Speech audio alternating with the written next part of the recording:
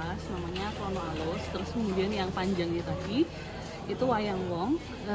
Judul ceritanya adalah Alap-alapan Dewi Siti Sendari. Jadi itu cerita dari Mahabharata, istilahnya mengisahkan tentang anaknya Prabu Kresna.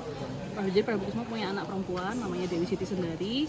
Banyak gitulah yang jatuh cinta sama dia, tapi dia sudah menikah sama anaknya Arjuna, anaknya Janaka. Nah, tapi ada satu raja dari kerajaan yang namanya Singgelo itu pengen jadi suaminya Dewi Siti Sendari itu. Terus dia berusaha merebut dengan berbagai macam cara, tapi digagalkan, dan akhirnya beberapa dari kerajaan yang gagal merebut Dewi Siti Sendari tadi malah justru jadi takluk, jadi apa ya istilahnya, menyerah di tangannya Pandawa dan juga Prabu Kresna itu sih intinya. Untuk format yang seperti ini weekend, jadi kalau Sabtu dan Minggu teman-teman bisa nonton seperti ini tadi. Jadi biasanya ada Wayang Wong utamanya, terus kadang-kadang di depan ada satu tarian sebagai tari pembuka gitu. Tapi kalau hari lain sebenarnya ada pertunjukan juga, cuman jenisnya beda. Oh, I'm very happy after watching the show. It's very interesting, very beautiful. Yes, very much. Yeah, because you can come and see the palace and also see the show at the same time. I'm from Australia. Oh. Yeah. Okay. Sebenarnya saya ke Jogja untuk belajar bahasa Indonesia. Oh. Oke, yang dipersiapin yang jelas satu penarinya, yang kedua adalah pengiringnya. Terus kita harus latihan. Kita harus latihan. Penari oke, pengiring oke, tinggal kita satuin gitu. Gini, gampang caranya melestarikan budaya. Yang pertama harus suka dulu, gitu aja. Kalau sudah suka, sudah ada ketertarikan, yang paling penting itu dulu, suka, cinta sama budaya kita sendiri, karena kan ini identitas kita gitu. Kalau bisa jangan dilupa. Jangan malu. Nah, ya, jangan malu. Nah, itu aja dulu.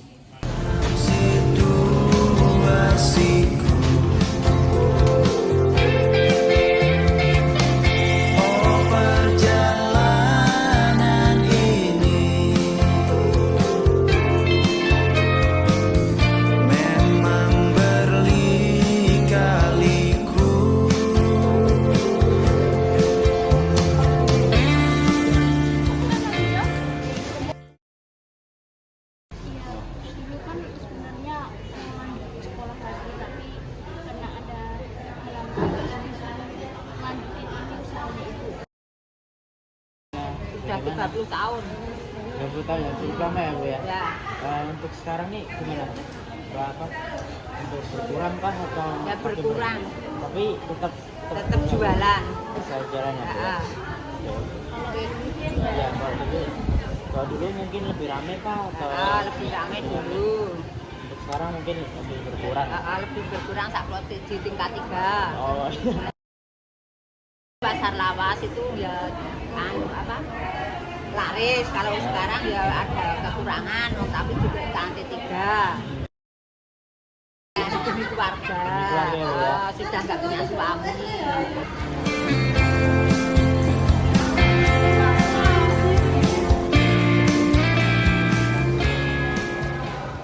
Jogja tuh bagus ya, banyak tempat wisatanya, terus banyak banget budayanya. Bagus banget, apalagi kota pelajar lagi ya kan? Kan parah sih Jogja. Jogja itu nggak semuanya bagus. Nggak, Kalian nggak tahu aja, Jogja itu gelap. Kira kau rumah, nyatanya kau cuma aku Saya namanya Zainal, nama asli.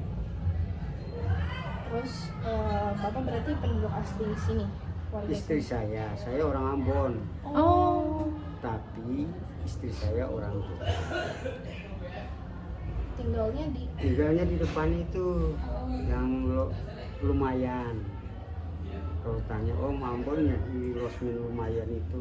Tapi di sana khusus jual minuman, bir, anggur merah, vodka, mensen. Orang-orang sini beli di situ tempat. Jadi grosir ya. Kalau transaksi obat-obatan gitu di sini juga ada Pak? Obat-obatan nggak ada. Nggak ada. Berarti pure prostitusi sama. Prostitusi sama karaoke. Terus kan kenapa sih Pak rumah-rumah di sini tuh maksudnya ada orangnya atau enggak? Atau di- Maksudnya penghuni, Iya, ada penghuni. penduduk asli Iya. atau Iya. tidak ada. Rumahnya semua ini dikontrak semua. Dikontrak oleh Germo. Tahu Germo? Siapa itu? Pak? Germo itu penyedia prostitusi. Oh, kayak pernah dengar Iya, ya. mahasiswa harus tahu lah Iya, Germo kayak itu pernah apa. dengar ya. Istilah sini ada istilah Germo, istilah induk seman. Apa itu Pak? Induk Penjaga seman yang itu punya. saya kontrak. Nanti saya punya anak buah wanita-wanita yang menjajakan diri. Jadi wanitanya tuh kayak jadi pekerja gitu. Ya, pekerja seks komersial. Salah tapi PSK. emang bekerja Pekerja gitu. seks Salah. komersial. Apa-apa. Tapi polisi nggak pernah sampai gerbek sini Pak? Enggak, Nggak pernah. karena apa? Di sini setiap wanita itu diberi ini uang keamanan istilahnya. Nanti mau dikasih keamanan polisi atau tidak, saya tidak begitu persis ngerti ya. Tapi adalah, ini ilegal kok. Jadi mesti ada amplopnya ya. Asal muasalnya bisa Jadi kayak jadi gini. kayak gini tuh gimana sih Pak? Kan orang-orang kan taunya kan pasar Pasar kembang. pasar ya. kembang kan iya Ya, Sarkem. Sarkem kan tempat khusus buat prostitusi tuh. Ya.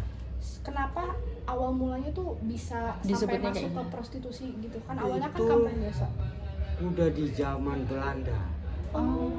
Di zaman Belanda itu yang bikin pertama itu ceritanya ya. Iya. Itu pertama kali yang bikin tuh Belanda dulu untuk menyediakan wanita-wanita untuk ondernya apa Belanda-Belandanya itu, termasuk kenilnya atau tentaranya. Kemudian dia berkembang terus sampai ganti generasi. Tiap tahun ganti generasi. Generasinya kan muda-muda. Jadi 5 tahun ganti generasi. Tidak semua orang jadi pelacur sampai kiamat lah.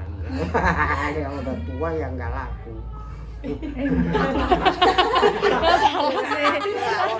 Orang mau beli kecuali istri saya udah tua ya udah itu. Tapi kalau saya mau beli kan saya milih seperti situ ya. Muda-muda lah. Nah, kita lihat yang di dalam itu yang berdandan-dandan, Iya. ya itu mereka itulah kaum pelacur. Jadi apalagi mau ditanya kan? Ini berarti ramenya tuh mulai jam 9 ke atas. Jam 9 ke atas. Sampai pagi. Sampai jam 4 pagi. Jam 4 pagi itu udah tutup. Nanti kalau misalnya siang tuh aktivitas seperti biasa Pak? Atau Tidak ada. Siang Berarti itu kosong, cuma 1 istirahat. 2 kosong, tapi ada. tapi di dalam Pak? Enggak di luar begini. Jadi, berarti tergantung orangnya ya? ya kan tamunya lewat. Tuh lihat tuh ada cewek di sana, nanti dia dekat, pendekatan, nanti tanya berapa Mbak? Ya kan? Iya. Nggak langsung ditawarin Berarti- sama itunya. Enggak. Oh, berarti berarti tuh tanya dulu. Tanya dulu lah.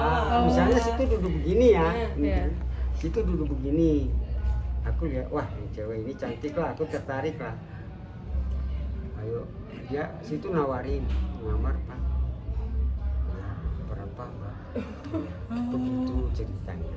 Jadi wawancara nggak apa-apa. Berapa Mbak? Ya. Oh ya, misalnya itu tarifnya 200. Oke lah. Kita ke kamar lah.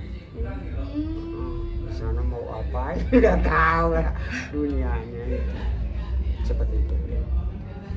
Tanya aja langsung, baru siapa tahu situ bikin.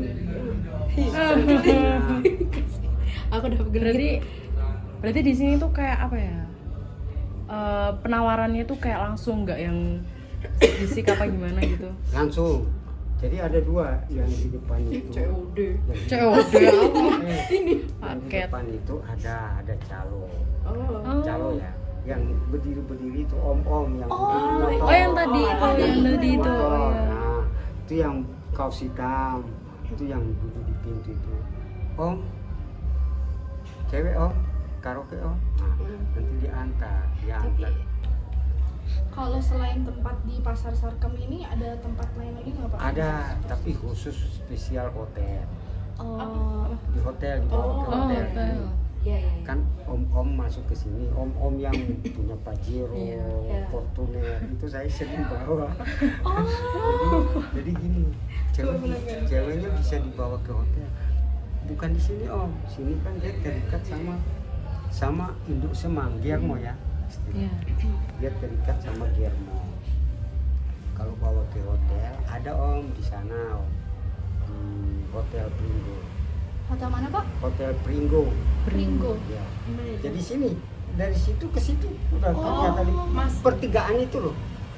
Pertigaan Masih sederetan sama masih ini. deretan sama itu pertigaan. Kalau itu. misalkan apa namanya? Bawa ke hotel.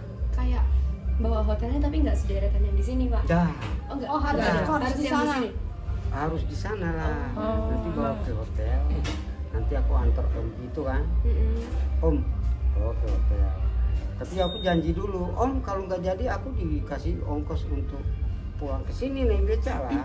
Iya. Enggak kan, saya antar dia kan pakai misalnya mobil ya, mobil Fortuner, Pajero biasanya orang-orang yang di hotel. Starboy. Jamet sini jamet. Ya, sana transaksi sendiri buat cewek ini cewek. Oh cewek ini oh ya, tapi harganya beda. Harganya 1 jam 600. Lebih mahal. Oh dia pilihan kok. Jadi begitu ceritanya. Oke Pak. Kalau sini ada yang ngantra ya. Kalau di sini kamarnya gratis.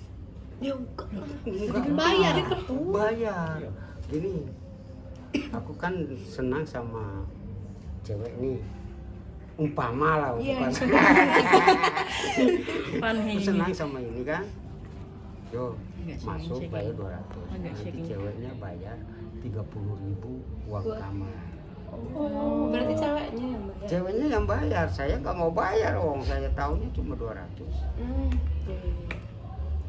Aku kira tuh bisa yang apa ya? Disewa terus dibawa ke hotel lain. Ada, tapi bukan di sini. Di sini. Ini kan terikat sama Giermo. Dia kan terikat sama pemilik rumahnya. Kalau dia ke hotel, nanti bayar kamar gimana? Jadi nggak mau. Kalau seumpama misalnya dia mau stop jadi prostitusi, itu berarti susah nggak sih Pak keluarnya dari? Enggak, tidak terikat. Di sini dia datang, situ datang. Mbak, aku mau kerja ya, itu aja kerja. Pokoknya syaratnya gimana? Syaratnya situ harus bayar kamar. Kalau masuk bayar kamar 30.000 sekali main. Kedua, situ harus bayar bulanan 200.000 1 bulan. Itu tok syaratnya. Berarti bisa langsung masuk, bisa langsung keluar gitu Iya, ya? Bisa, kiranya? bisa. Situ datang, misalnya nggak laku, kamu pulang aja ngapain sih nggak laku kok? Kan capek. Begitulah cerita. Bukan rumah.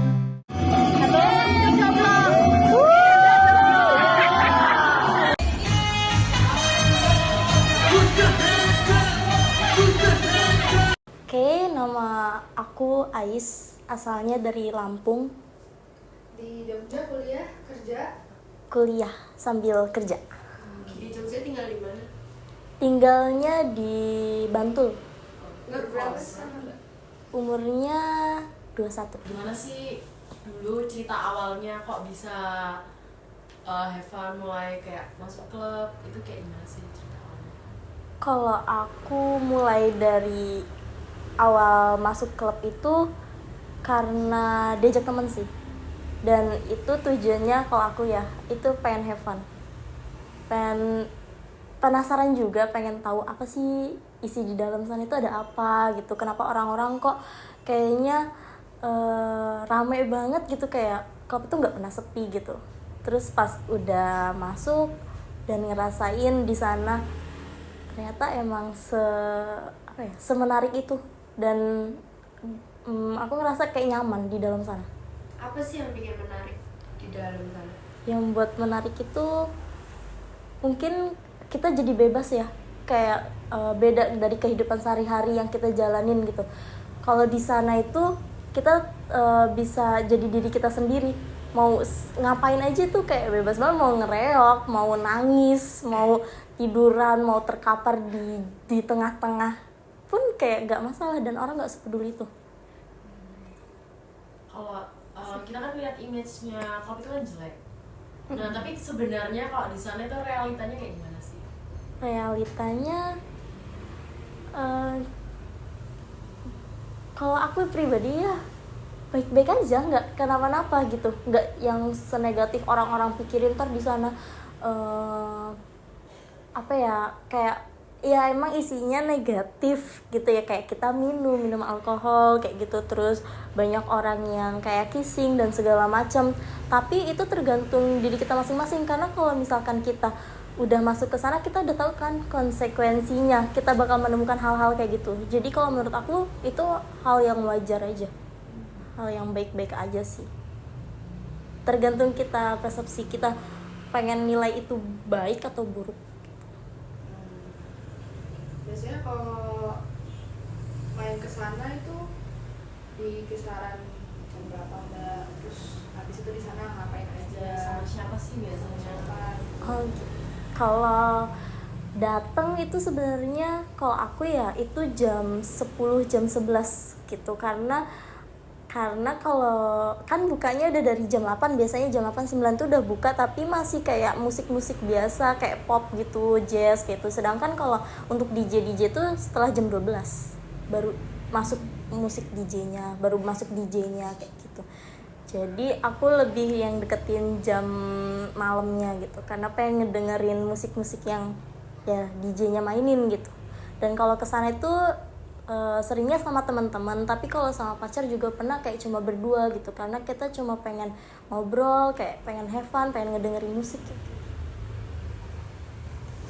Ada nggak sih Mbak yang kesana tapi nggak minum, jadi cuma enjoy doang?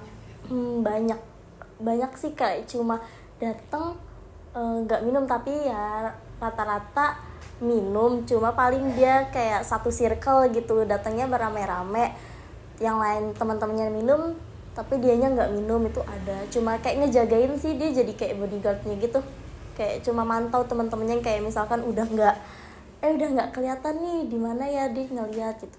Kadang kan ada orang-orang di sana yang buruk-buruk juga gitu, kayak yang pengen punya niat buruk gitu, dan yang sadar gitu, itu yang nolongin biasanya. Niat buruk kayak gimana tuh Mbak? Boleh dijelasin nggak? Mungkin ada pengalaman atau gimana? Niat buruknya aku pengalaman pribadi itu kayak misalkan aku ke dance floor gitu ya, ke dance floor sendiri, gak sama teman-temanku ya, ada yang langsung kayak ngerangkul, langsung kayak pengen meluk kayak gitu, pengen joget bareng, terus kadang ada yang pengen nyentuh-nyentuh tubuh, tuh banyak. Dan itu kita tergantung kita pribadi, yang kayak misalkan kita yang pengen nyegah biar nggak dipegang, atau pengen biarin aja nih pegang, dan itu banyak. Nah, kalau misalnya tadi kan datangnya bareng teman-teman, nah biasanya kalau pulang itu gimana sih? Kalau pulang ini seru sih. Kalau pulang itu ada yang bener-bener kita pulangnya datangnya bareng-bareng, pulangnya sendiri-sendiri. Ada yang datangnya bareng-bareng, pulangnya bareng-bareng, tapi itu jarang. Kayak kebanyakan pulangnya mencar, hilang, aku nggak tahu kemana, kayak ya tau lah, you know lah kayak gimana pulangnya, udah dibungkus gitu. Tapi kalau Mbak sendiri itu gimana sih? Kalau biasanya habis pulang klub itu langsung pulang atau Kalau aku langsung pulang. Aku kalau ke klub itu pulangnya karena berangkatnya seringnya naik motor, nggak naik gokar atau naik mobil gitu karena nggak ada mobil juga.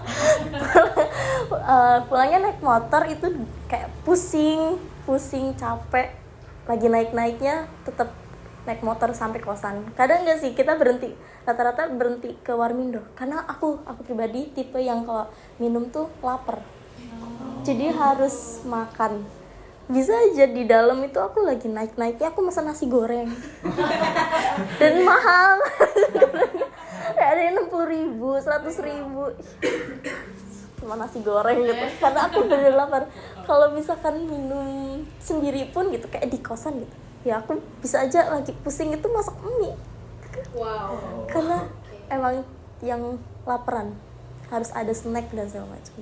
Punya pengalaman buruk gak sih waktu masuk ke sana?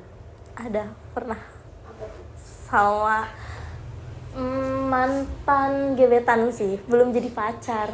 Dia terus di klub dipukulin, digebukin, kayak dicekek, ditampar, dan itu bener-bener sampai security itu datang, sampai table sofa itu udah rame orang.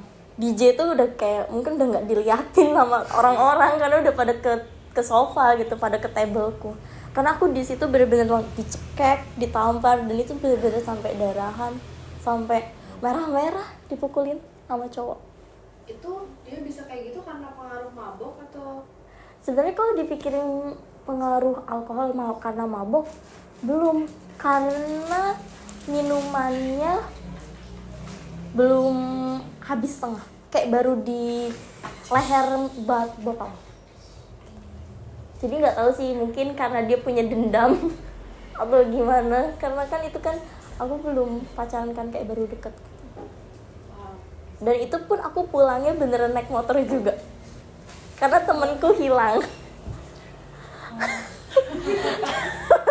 Itu temenku gak tahu kemana, semuanya bener-bener gak tahu, dan yang cowok itu gak tahu juga kemana. Jadi aku pulang naik motor. kenapa sih kalau lagi naiknya kenapa kok tetap milih buat naik motor? Kenapa nggak kayak naik ojek online atau minta diantar? Takut, karena kalau naik ojek online pernah juga pengalaman aku pengen ke klub gitu, pesen ojek online, dan itu abangnya kayak, kan pakaianku ya gak terbuka, aku pakai hoodie, cuma celana aku pendek banget, itu abangnya kayak pengen duduknya belakang-belakang gitu, kayak pengen nempelin ke iniku gitu, dan itu bikin trauma, sampai pengennya, padahal aku udah dipucuk gitu, tapi abangnya kayak bener-bener badannya diginiin gitu, dan itu pengalaman takut banget, karena mungkin udah 12:30 kan, pasti abangnya udah mikirnya, ini cewek nggak bener nih, gitu. Kayak gitu.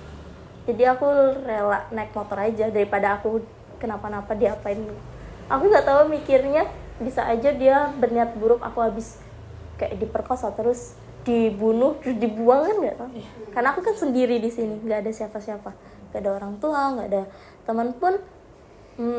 Ya teman-teman kayak gitu yang mikirin hidupnya sendiri gitu. Terus kalau sekarang masih suka pergi ke klub atau enggak, atau gimana Mbak? Kalau sekarang masih suka tapi jarang-jarang aja, nggak kayak yang waktu itu yang bisa tiap hari. Terakhir kapan tuh Mbak? Kalau boleh tahu. Terakhir bulan kemarin sih, November.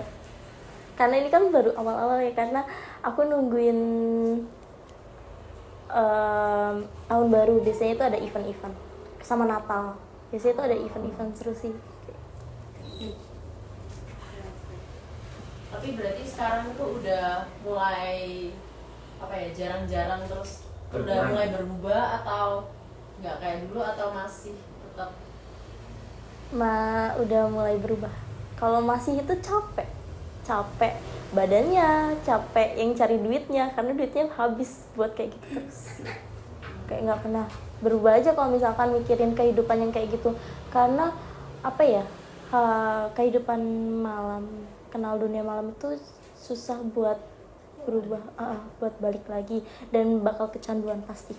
Karena di sana kenal alkohol, terus rokok, itu benar-benar bikin kecanduan parah. Tapi awalnya mikir buat berhenti itu karena ada alasan apa atau untuk berhenti tuh alasannya karena aku udah mikirin keadaan juga kan, maksudnya keluarga, orang tua di sana kayak jauh-jauh dari orang tua, di sekolahin jauh-jauh, dikuliahin ke sini, terus malah akunya di sini nggak benar ya. Walaupun aku melakukan hal kayak gitu pakai duitku pribadi, nggak dari orang tua gitu, tapi mending uangnya itu buat adekku, buat ngasih mama papaku makanan atau beliin baju gitu, daripada aku terus-terusan cuma buat beli alkohol. Mungkin ada kesan atau pesan nggak Mbak buat yang teman-temannya di sana mungkin yang susah keluar dari dunia malam ini, tapi mereka ada mau punya niatan untuk kayaknya udah nggak di sini lagi tempatnya gitu, tapi mereka masih ke bawah sama suasana sama teman-temannya mungkin, jadi susah buat mereka buat keluar gitu. Ada kesan-pesan nggak sih Mbak? Kalau mungkin pesannya itu aku tahu mereka masih muda sepantaran sama aku, dan dunia kayak gitu tuh mereka masih pengen terus-terusan karena mereka mikirnya ya masih umurnya nggak apa-apa lah kayak gitu. Tapi aku tahu mereka itu udah mau berhenti, jadi kayak sadar aja karena kedepannya kehidupan kita itu jauh lebih rumit lagi, dan mending uangnya ditabung buat kehidupan yang akan datang. Dan kita juga nggak mungkin mikirnya orang tua kita nggak mungkin hidup terus, jadi kayak mulai sekarang perlu dipikirin lagi buat mikirin nanti ke depannya bisa nggak ya kalau misalkan duitnya ini kita kelola buat nyusun apa yang kita mau di kedepannya tanpa ada orang tua nantinya gitu. Berarti benar ya Mbak, kalau kita masuk ke klub itu aku pernah dengar ya kalau masuk ke klub itu nggak boleh ada percaya sama siapapun, bahkan itu teman dekat sendiri, karena kita tuh bisa aja dikhianati, ditinggal. Kalau kita bawa diri kita sendiri, kita juga yang harus bawa diri kita sendiri dalam keadaan apapun, pokoknya nggak boleh percaya sama siapapun. Iya benar, aku pernah pengalamannya, aku boleh cerita?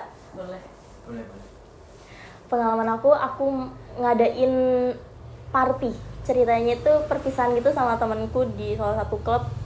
Aku yang pesenin table, kayak ya udahlah ini acara aku, terus aku ngajak salah satu temen kuliahku, temen kelas malah temen kampus, karena aku udah percaya dia karena sering masuk bareng, sering ke klub bareng. Ternyata karena aku kebiasaannya dulu itu kalau mabuk terus naik itu nangis nyertain kehidupanku gitu sama dia malah buat cerita nggak sesuai apa yang aku tangisin, itu malah ngefitnah katanya aku cewek bayaran. Bilang aku cewek bayaran, cewek sana sini sama cowok, nggak dibiayain orang tua, hidupnya dihidupin cowok. Dan itu kesebarnya sampai satu kampus. Dan satu kampus kayak siapa yang nggak tahu Ais kayak gitu, karena mereka mikirnya aku cewek bayaran. Dan itu susah banget buat ngeredupin nama aku, kayak itu tuh sebenarnya fitnah gitu. Sampai akhirnya itu jadi ribut, jadi keberlanjutan sama dia berantemnya, sampai bawa-bawa orang tua, sampai om dia tuh datang nyamperin aku karena ada insiden aku nemuin dia di kafe sama teman-temanku yang nggak terima juga difitnah sama dia. Sampai di situ tuh ada kejadian kayak kekerasan gitulah, padahal ya semua itu ya sanksi sosial dia gitu. Maksudnya apa ya, konsekuensi kalau misalkan kamu ngefitnah ya kamu bakal dapat ganjarannya ya kayak gini, banyak orang yang nggak suka. Dan jangan pernah percaya sama siapapun kalau di dalam. Oke, terakhir gimana sih buat anak muda yang masih mikir kayak Jogja ini, kayak Jogja nih dilihatnya kan kayak kota pelajar, tapi menurut mbaknya sendiri itu kayak gimana sih ternyata dibalik itu semua? Aku kuliah di Jogja itu cita-cita. Karena aku mikirnya Jogja kota pelajar, kota pendidikan yang jauh dari kata-kata nakal kayak di Bali, di Bandung, Jakarta. Dan ternyata, wow, sumpah, ternyata sama aja, malah jauh lebih parah. Kayak seks bebas itu di mana-mana. Kita lagi kumpul di kosan pun ada yang melakukan seks itu dengan santai di depan muka teman-teman yang lagi kumpul. Kita lagi ML-an, kita lagi scroll IG, ada aja yang di depan kita lagi kayak gitu. Itu banyak. Dan semua itu aku alamin ya pengalaman pribadi. Jadi emang sebebas itu, kayak kita nongkrong di pinggir jalan aja gitu, bisa aja sambil minum gitu. Dan itu sebebas itu, kayak ya hal-hal terlarang gitu yang nggak harusnya dicoba untuk anak-anak muda yang bakal merusak generasi dan merusak masa depan mereka. Itu di sini benar-benar bebas banget dan gampang banget ditemuin. Apalagi untuk minuman alkohol itu gampang banget ditemuin, kayak di warung biasa, kayak warung apa ya yang di pinggir jalan itu aja jual minuman alkohol gitu sih.